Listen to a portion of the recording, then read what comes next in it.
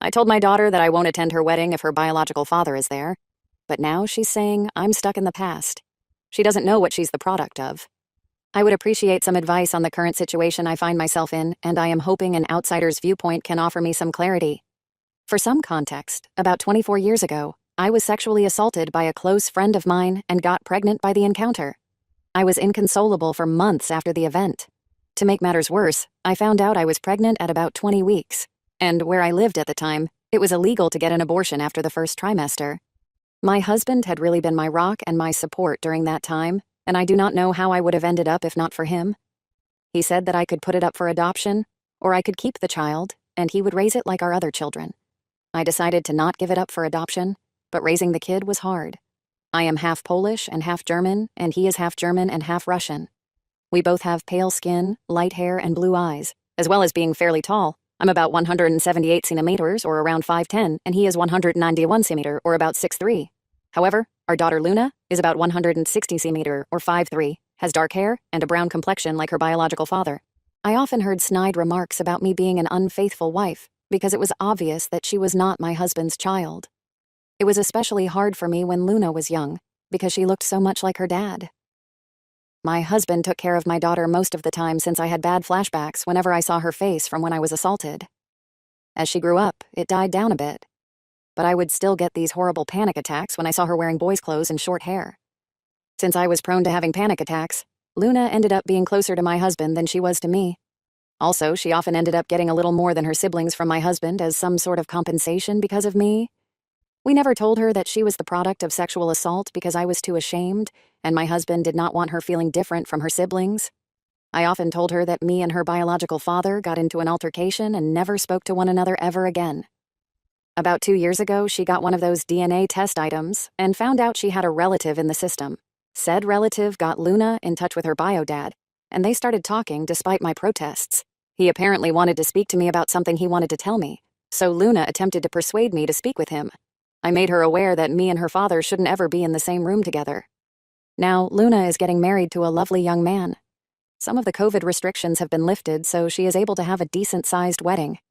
The original plan was to have my husband walk her down the aisle, but he had gotten into a bad accident, leaving him in a wheelchair until his legs are strong enough to support his weight again. However, this is not her idea of a picture-perfect wedding day, so she invited her biological father to have the honor of being the bride's father. Her wedding invitation not only invited my rapist, but she totally disrespected the man who raised her. Although I or a bridesmaid could have pushed him down the aisle, she thinks it would not fit the vibe of the wedding. My husband looked so shocked and upset that she would even think of this, but I was furious. I have a visceral hate for that man, and I let her know that I would not be anywhere near him. She told me that this is what she wants, and there's no changing her mind, so I told her I will not be attending if he's there. She got upset and told me that I shouldn't hang on to the past, but I laid it into her that she doesn't know what happened between me and her biological father, so she shouldn't stick her nose where it doesn't belong.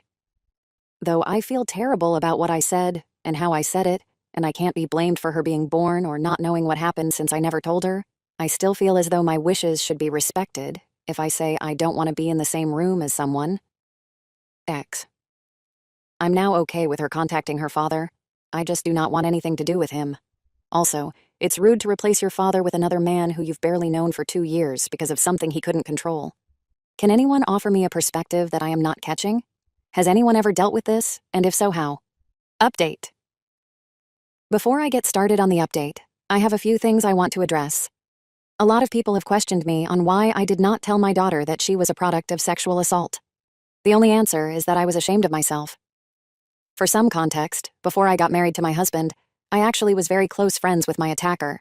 We grew up together in a small community, and our families were close. Our parents even wanted us to get together. He was always interested in me, but I didn't give him a chance until university. I broke it off with him and started dating my husband, but I never cut him off because we were very close. He invited me over to drink. This was normal for us. And when I started getting a bit tipsy, he raped me.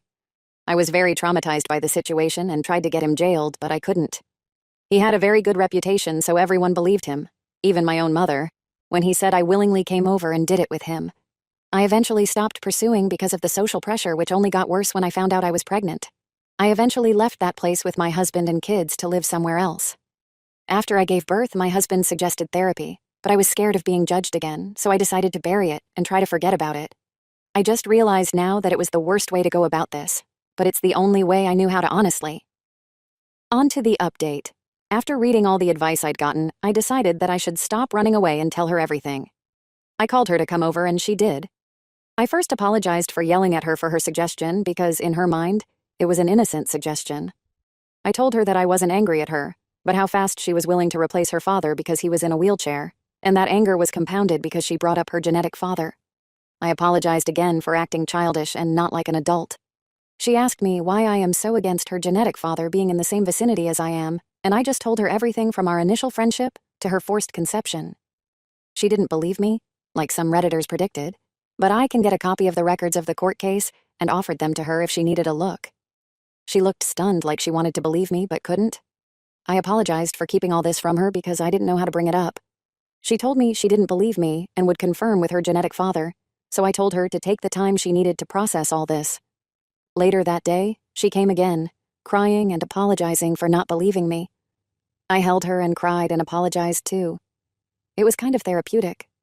We had a long chat and I did feel closer to her. When we were done, she said she wanted to take me out to a surprise to help me feel better in a couple of days, which I happily agreed to. I went to see her yesterday in this little restaurant with a patio that had a private pay-for-use area for a maximum of 4 people, due to COVID. As she ran up to me and gave me a hug, she led me to the patio, where her biological father stood.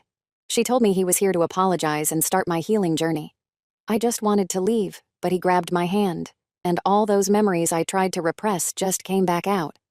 I started having a panic attack and lost balance, to which he tried to help me keep my balance, which worsened everything.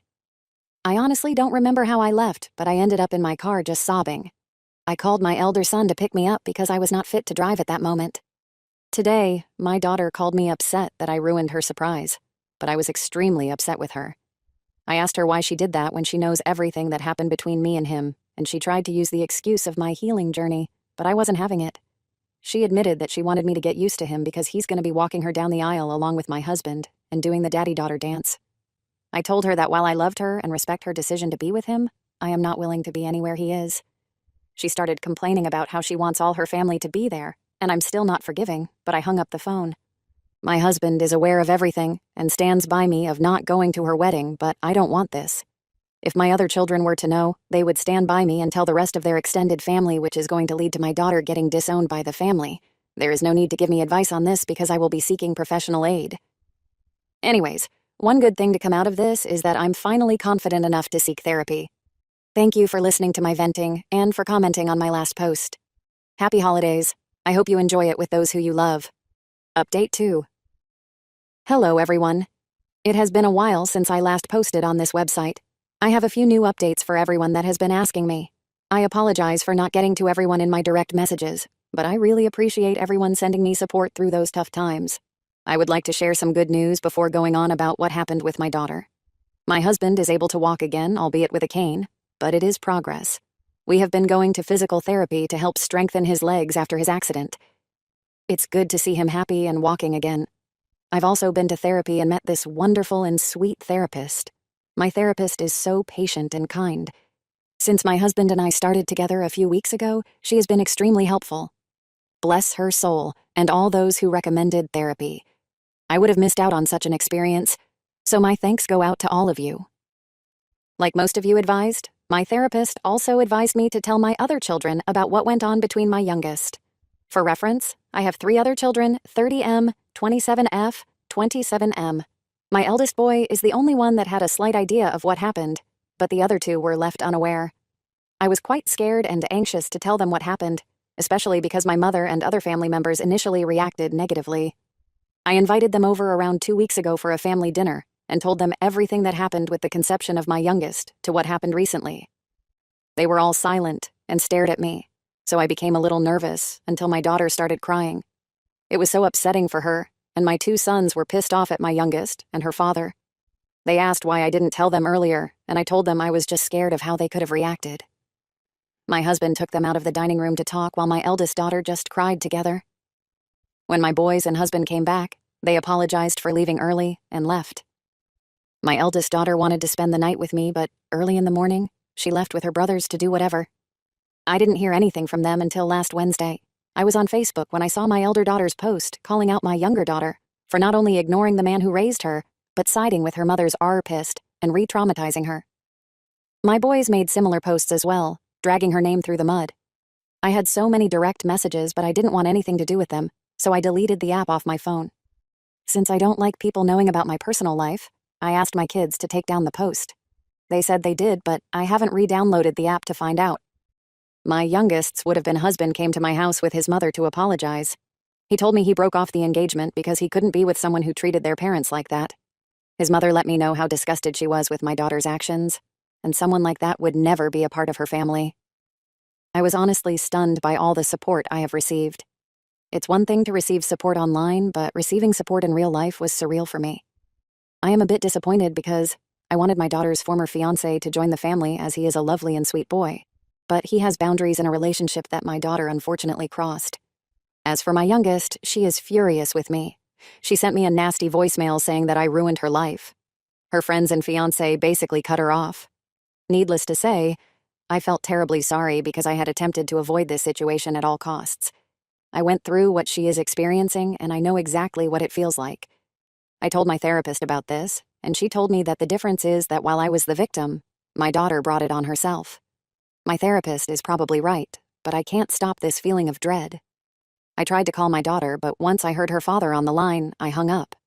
He took it upon himself to let me know that my daughter is depressed because of my actions. I feel terrible for treating my daughter like this. My husband says that I should focus on myself, and I'm trying to, but I just can't stop worrying. I don't think that my daughter is safe when she's with her biological father. This is all that's going on in my life right now for all those asking. Thanks for listening to me, and thanks for the advice again. I really appreciate everything.